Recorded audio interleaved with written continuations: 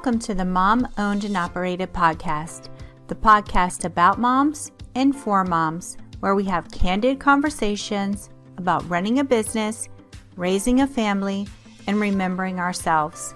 I'm your host, Rita Suzanne, a single mom of four, digital strategist, and provider of no-nonsense business strategies and tactics.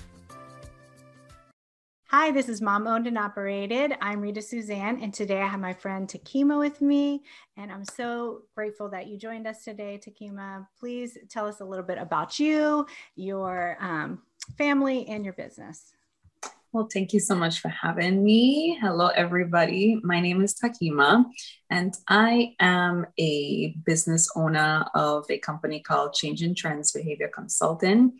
I provide behavior support for families. I am a Board Certified Behavior Analyst, and I provide personalized coaching and consultation for parents who are looking for additional help for their children and just need some extra support, for any problem behaviors that they're having in the home, or just teaching the children new skills. I definitely am someone that you could reach out to. I am now a new mom to a 6-month-old baby. My husband and I are very excited and very sleep deprived. Right. But it's been a beautifully challenging journey, to say the least. I can't imagine. So how long have you been in business? I've been in business for the last 4 years. Okay. Mm-hmm. And then before you had your business, what did you do? Before I had my business, I was still doing the same, in the same profession. I just was working for another company. Yeah. And so it's just been interesting, just kind of like moving along the journey of, being with someone else's business and their model, still doing the same thing, but I'm doing the same thing now, but my way, So what would you say has been like the biggest challenge that you've had starting up your own business? Because, working for somebody else is so different than working for yourself. Absolutely. The biggest challenge, I think, was even as basic as how do you start one? Like you have to incorporate yourself, right. The LLC, you have to pay for fees, a business license. Where do I go to pay for the license? It's just, right. I mean, even just the structure, the foundation of establishing one was challenging. It took me forever to come up with a name that took, just the foundation of creating a business was super hard. And then on top of that, then comes the gaining clients, so it was just one thing after the next that was challenging. And when you're doing it from scratch and you don't know anybody that's doing it and you're trying to figure out all on your own, everything is a challenge. Yeah. I mean, what I found when I started my business was the hardest thing was because I think that when you're working for somebody else, you just have to do your job, right? You don't have to worry about the getting of the clients and the marketing and the networking and all of these things. And I feel like that's the hardest part of it. It's not like keeping my stuff in FreshBooks and, like figuring that stuff out. It's really figure it out. Yeah, it's the consistency of marketing and networking that is the hardest because you still have to serve your clients, but you still have to do these other things at the same time. And so it's interesting that you said like that was your hardest thing because now I'm changing my focus to focus more on like business foundations and teaching people how to really structure and set up their business for success, so it's so needed, I think, especially for us women. Absolutely. And for new entrepreneurs, I think the foundation to me is so crucial because I've seen other people's businesses.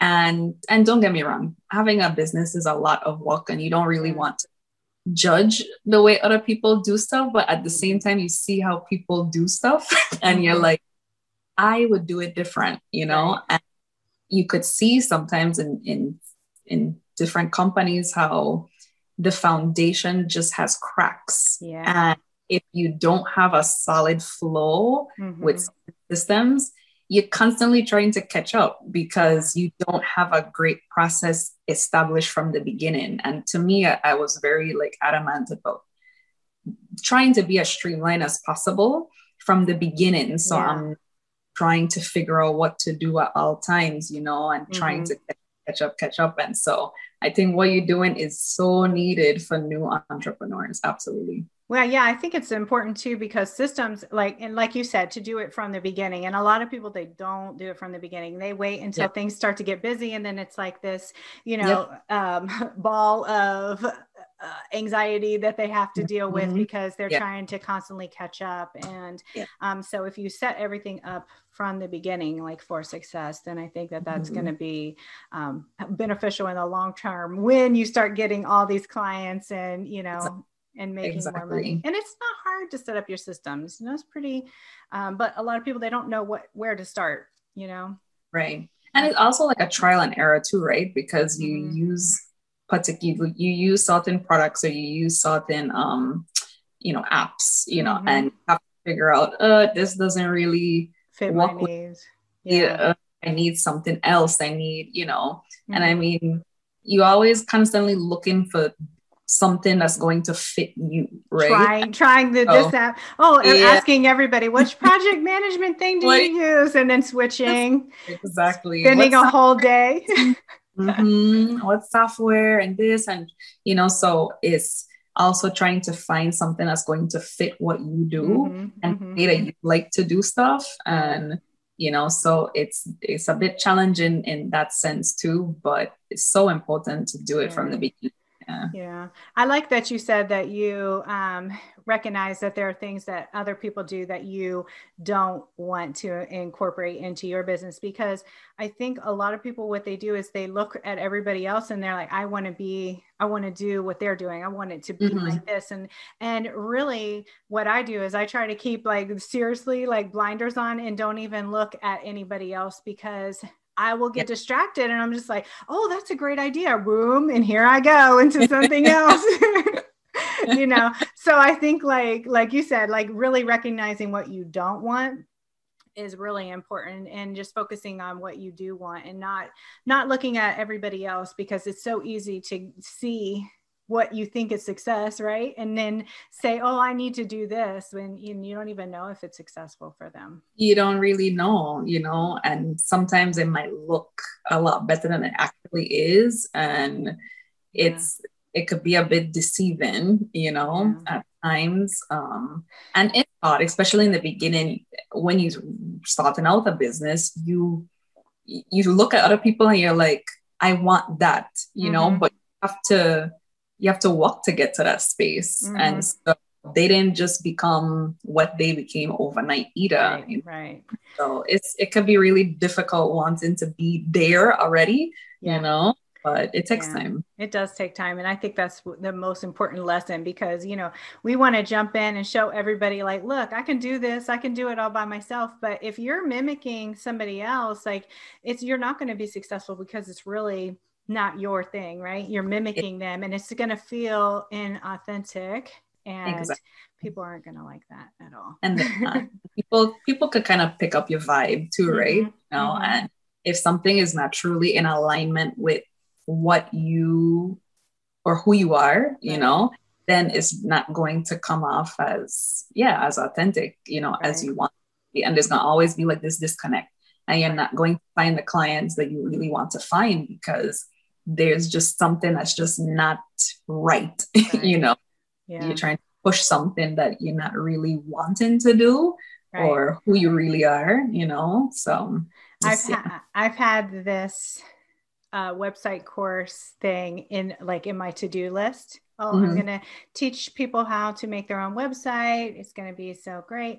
I kid you not, Takema, 1 year it's been sitting in my queue, and I've just realized the reason why I refuse to do it is because I just don't feel that, you know, like connected or energetic with it. Like it's just like I'm procrastinating because it's not a good fit for me, you know. And I don't want that long-term like commitment of updating this thing that I'm not super excited about, you know. So you have to, and especially with stuff like that, it's like what is going to take your energy. And even like, just talking about being a parent, you don't have as much time. Like time is different. Mm-hmm. And so if you are not passionate or interested an ounce right. what it is, then it's just going to drag you down, and you don't have time to waste on stuff that's not really, what you're interested in. Oh. Mm-hmm. So speaking of that, being a parent, because I find it super challenging. I'm so jealous of my friends that don't have kids, right? Like I feel like I love my kids, don't get me wrong. Yeah. But I'm saying I'm jealous of the entrepreneur friends because it feels like they can get so much more done than I can. Right. And I feel like, I'm so like they can do all these things. They don't have to get up at this time and do all these things. And I wouldn't say jealous. I'm envious of that aspect of their life. I love my kids, but that's okay. I don't, I was like, I don't want my, know what you mean, though. Yeah. So now that you have your daughter, and how has your business changed? Like, what's an average day look like now? Well, I mean, it's changed a lot because, like you were saying, I was that person not too long ago because she's, she hasn't been in existence that long. Right. I was that friend who was able to do so much, and it almost was like not prepared for that major shift. I knew it was going to be a big shift, but I almost felt like I should have done more before she came. Oh, yeah. It was almost like this feeling like, wait, I didn't prepare enough. I didn't prepare enough. I didn't stay up long enough. I didn't do all this extra stuff in advance, And so I understand that sentiment, because now I'm like, I have friends I know who are doing stuff, and I'm like telling them, listen, you need to be doing more. I don't have time. What do you mean you don't have time? I don't have time. Right. Oh, you mean friends without children? Yeah. And you're like, you could get way more done than I can. Way more done, exactly. So now, like, my day is a lot different because I'm also, taking care of her. So it's definitely been a mix of having off and on time, doing stuff late at night, not sleeping, having to sacrifice sleep to have alone time, to some extra stuff done. Right. Yeah. And it's just been having to compromise on certain things, but that's the only way right now, especially living in this time, it's been even more challenging to get stuff done. But, I can't get as much done as I used to, and I have to be okay with that. Yeah.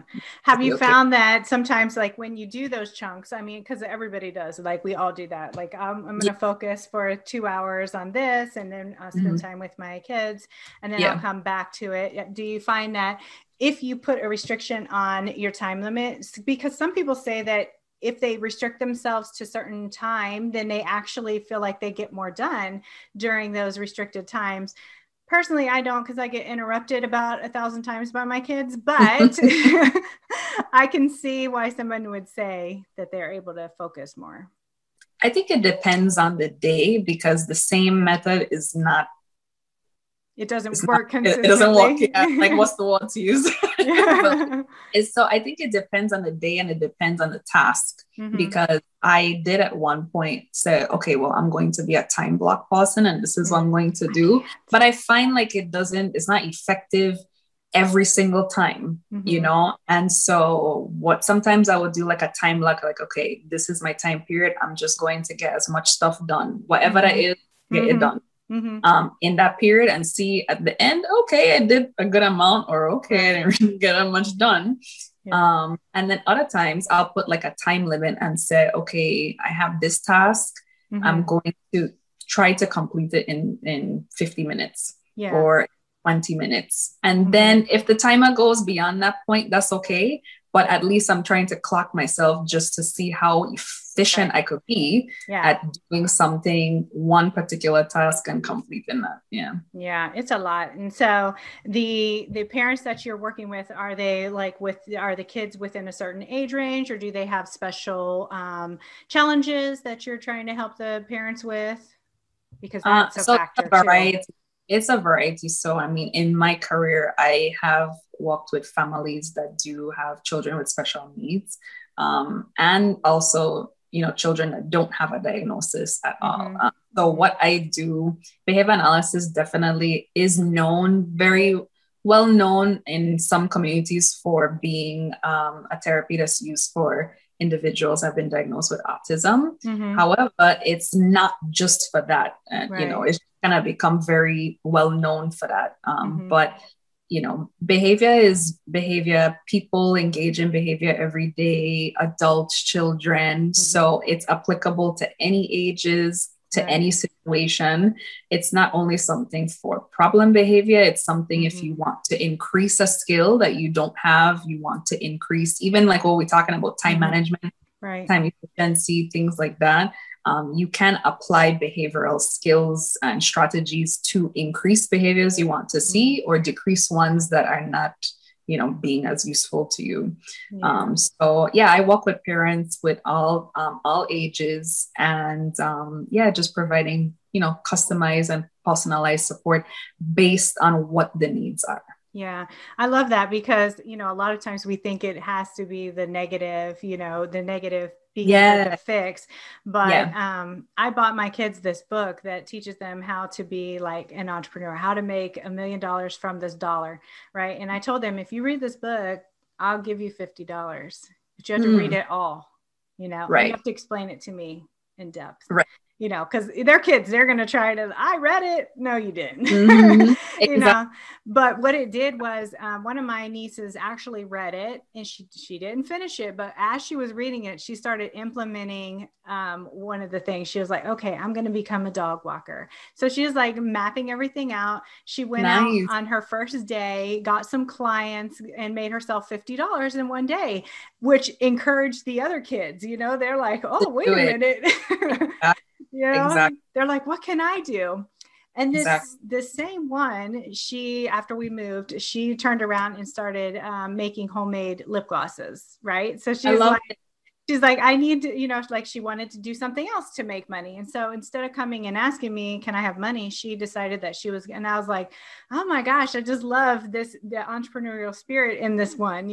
It's so amazing. And you were implementing behavior strategies without even really realizing or specifically knowing, but you had a target, which was for them to read the entire book. And at the end of that, there was a reward, right? And so that, scenarios like that are what I talk to parents about, is that you can do that. But what happens a lot of times is then, let's just say the book had 5 chapters, right? And sometimes where a parent might give that same thing. I want you to read the book, and at the end, you can have the $50. Maybe a child might read 1 chapter, and then they still get the $50. And it's like, no, that's where we would intervene. And I'm coaching parents and talking about those changes, because if you want your child to read more books, that's your overall long-term goal. Right. You have these the short-term goals in between. Read this book, read that book, and these are the rewards attached to it. Then you have to follow through with that. Right. And that's where I come in, and I'm kind of helping parents see what they're doing, because sometimes they're not getting the outcome that they want. And I'm like, well, not because you can't, it's because you have to change what you're doing.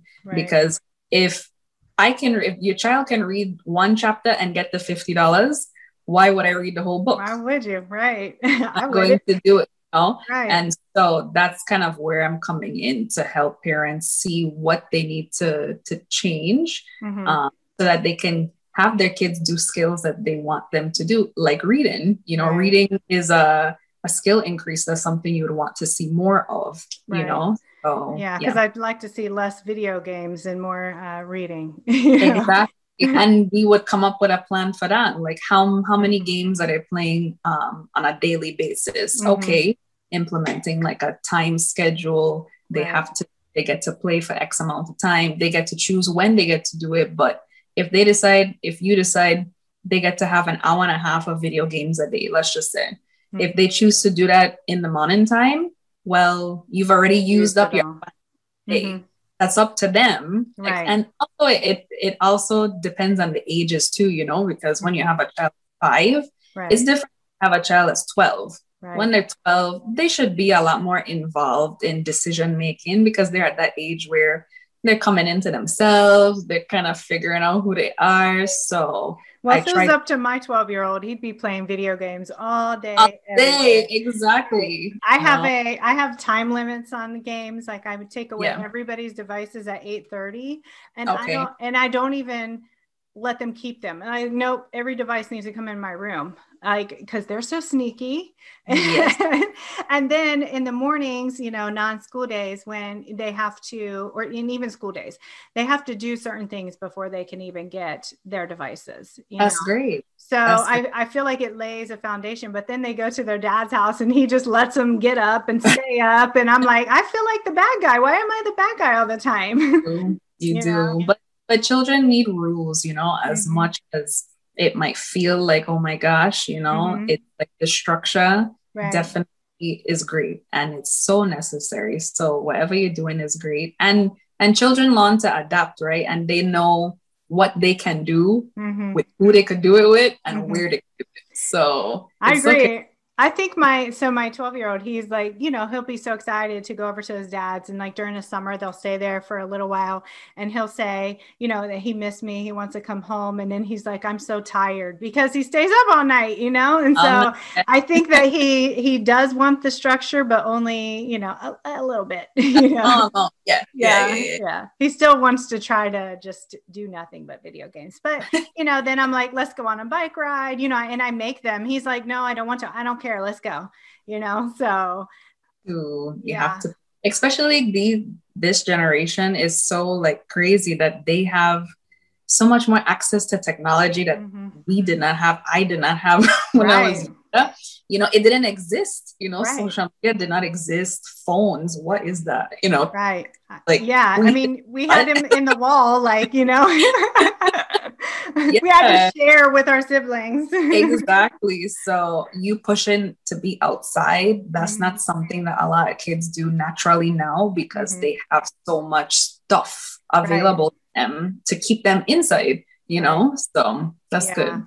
Luckily, my kids love to go outside and play with the neighborhood kids, you know, and ride their bikes and everything. But, you know, like you said, but when we lived in the last place, it wasn't as much. I think it's just because of where our neighborhood is very kid friendly.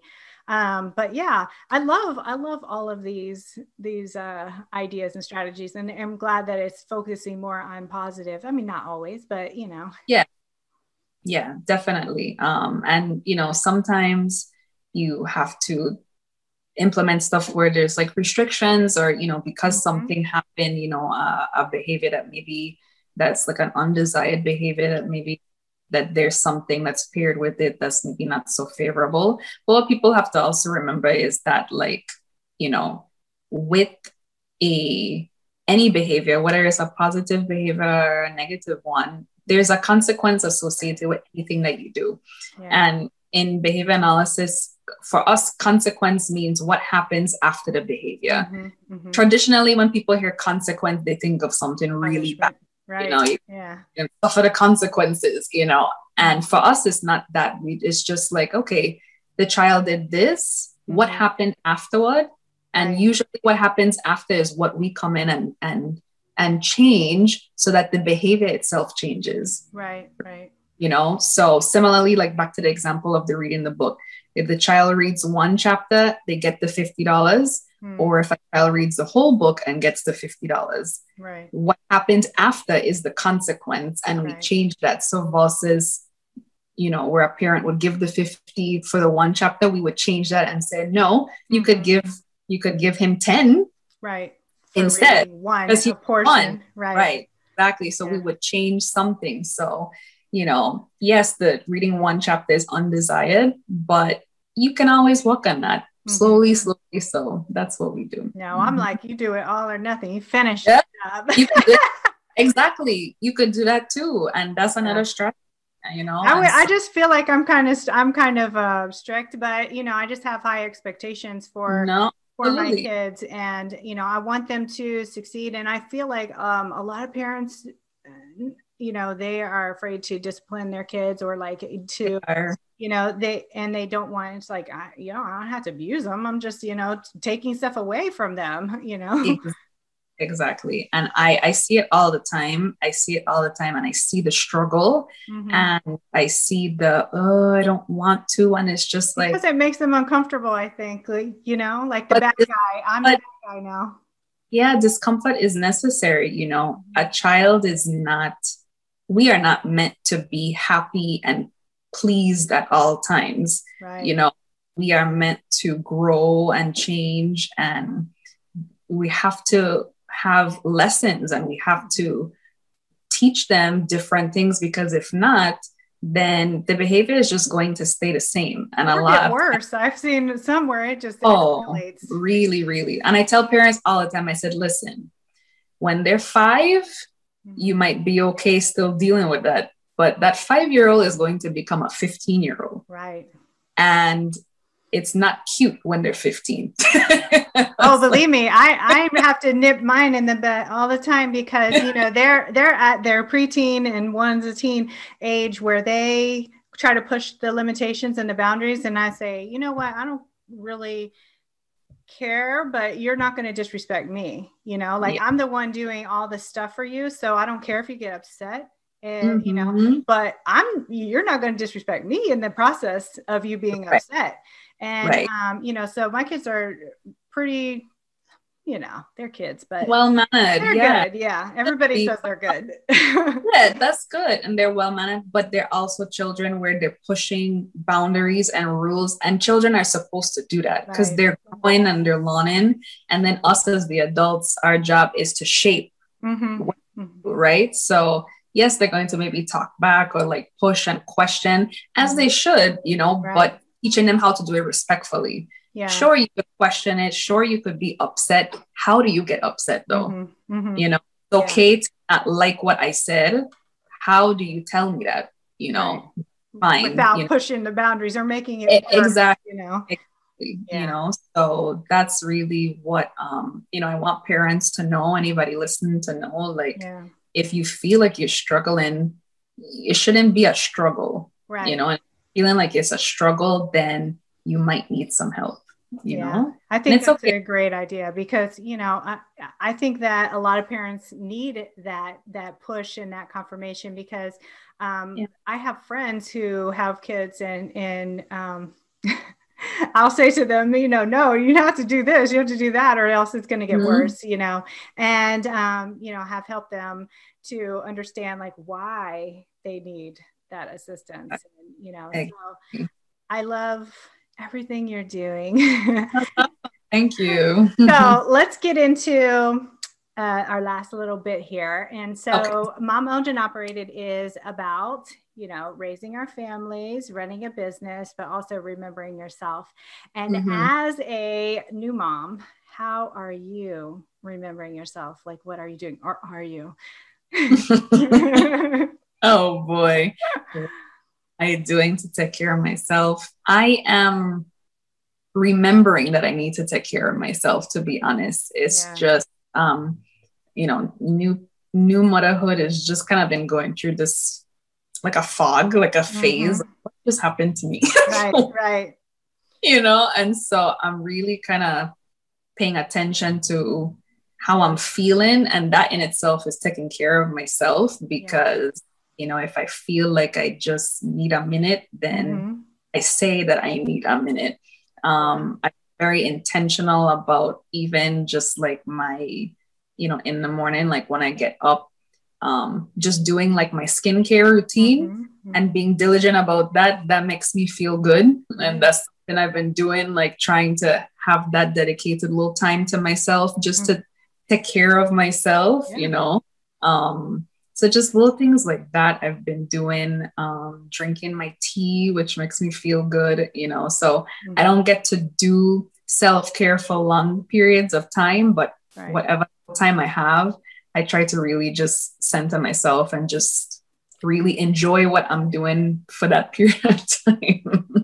I think that's great because, you know, I even say like sometimes I just need a minute and I'll lock all my kids out of my room and I'm just like, you know, Yeah. like just leave me and I'll get back to you when I, you know, but I can leave them alone. I can just, you know, like You can't. you can't. At that stage, I have a long way to go. Right. But I think that just remembering yourself, you know, like remembering, like you said, taking a moment and even doing that little bit of taking care of yourself, because I know that when my kids were younger, I really didn't even do that. You know, it was really, and I think it's hard for a lot of moms to even think about themselves because they're so focused on their baby, which I understand, but you still have to take care of yourself.